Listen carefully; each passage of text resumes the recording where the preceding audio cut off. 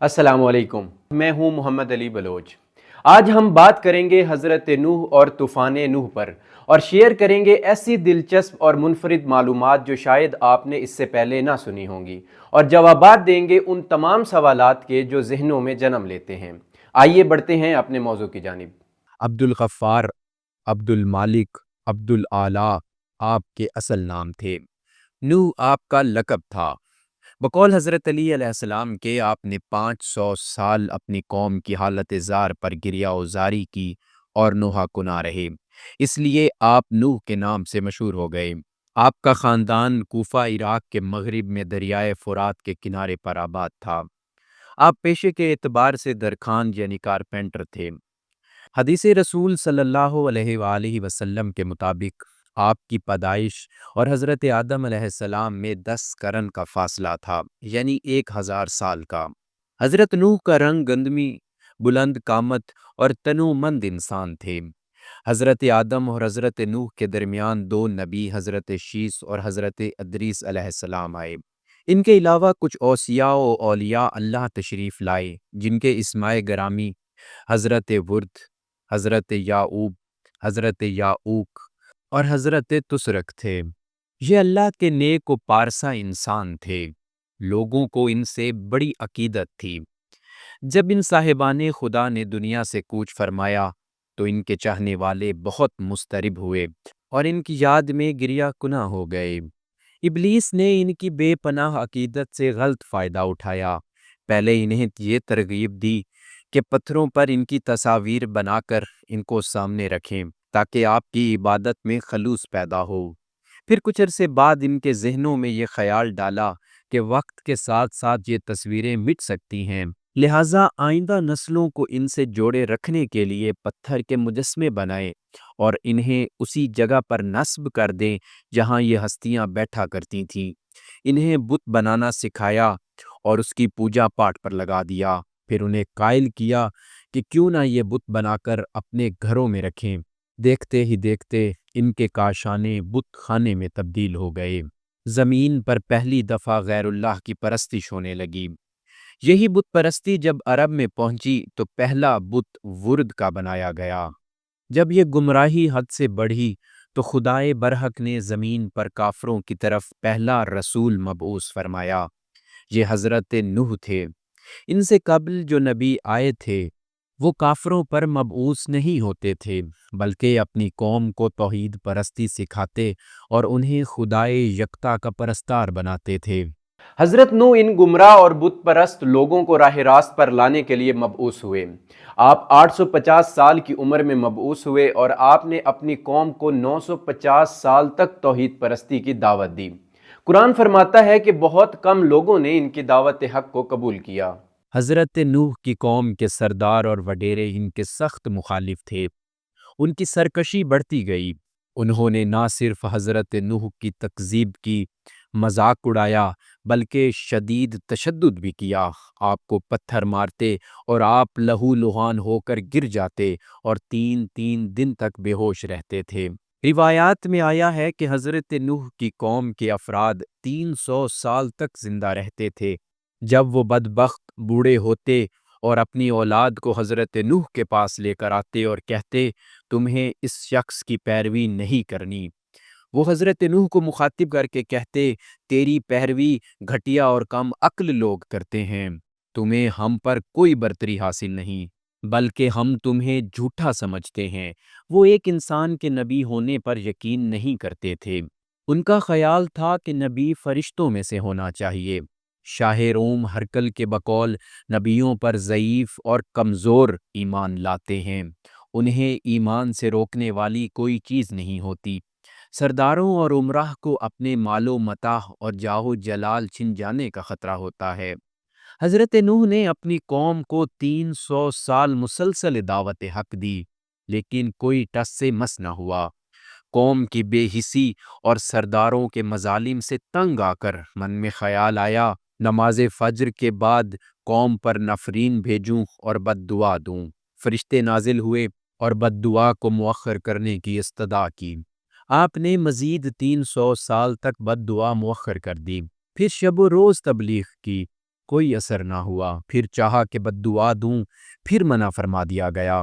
300 سال کی پھر مہلت دے دی گئی، مگر بدبخت قوم بدستور حسب سابق نافرمانی اور درپے آزار رہے۔ جو چند لوگ ایمان لائے تھے ان مظالم سے تنگ آ گئے اور حضرت نوح سے بد دعا کی التجا کی۔ روایات میں ہے کہ آخری بد دعا سے قبل حضرت جبرائیل نازل ہوئے اور فرمایا، رب تعالیٰ فرماتا ہے کہ اے نوح، یہ میرے بندے ہیں، جب تک ان کو تاکید کے ساتھ دعوت حق نہ دی جائے میں انہیں اپنے غیظ و غضب سے ہلاک نہیں کروں گا۔ ان کی قوم باطل پرستی پر قائم رہی، یہاں تک کہ حکم خدا نازل ہوا، یہ حق کو قبول کرنے والے نہیں، آپ بد دعا کریں میں قبول کروں گا۔ آپ نے ہاتھ اٹھائے اور گرفتہ دلی سے بد دعا کی، دعا قبول ہوئی، نافرمانوں اور ظالموں کو غرق آب کرنے کا فیصلہ ہو گیا۔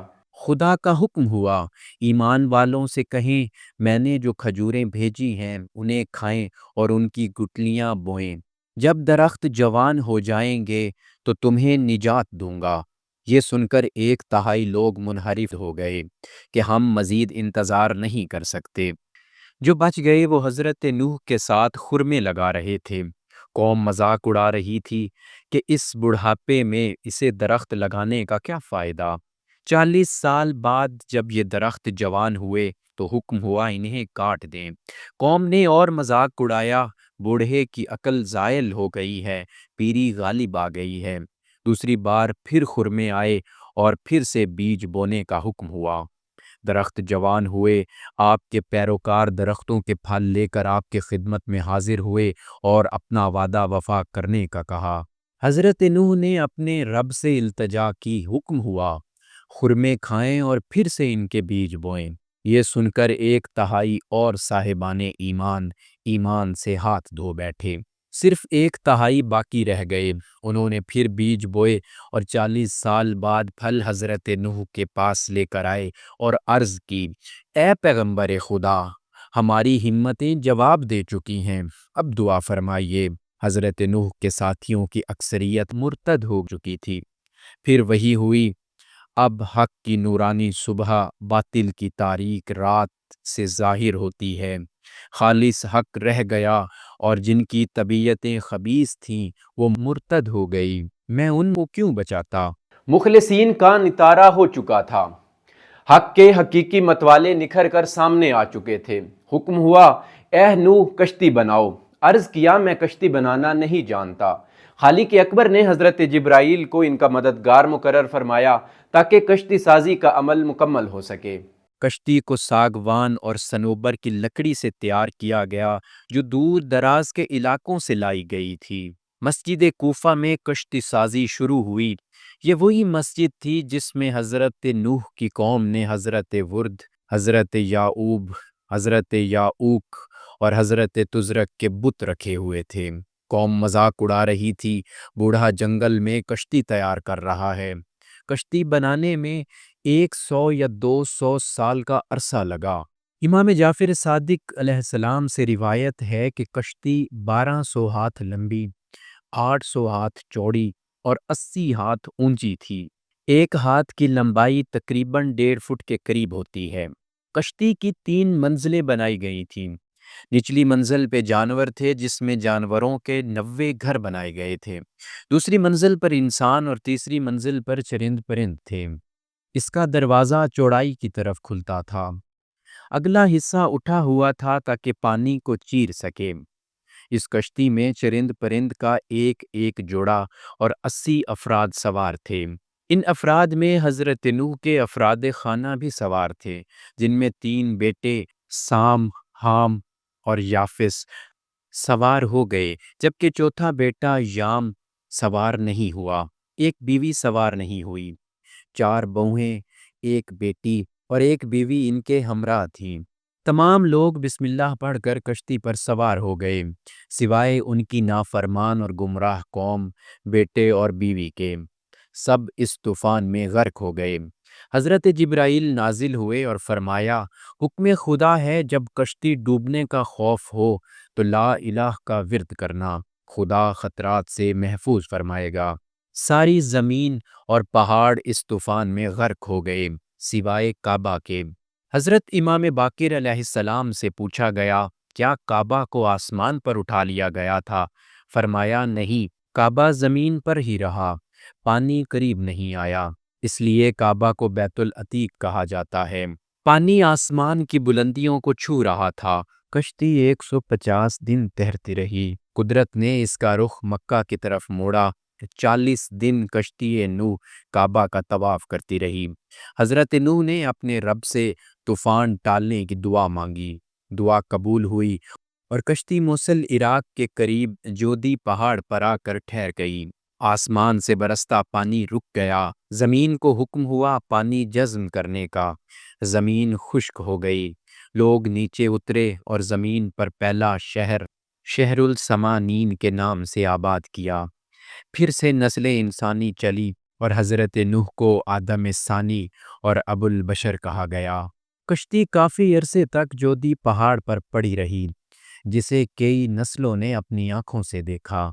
حضرت نوح علیہ السلام کی نسل ان کے 3 بیٹوں سام، حام اور یافس سے چلی۔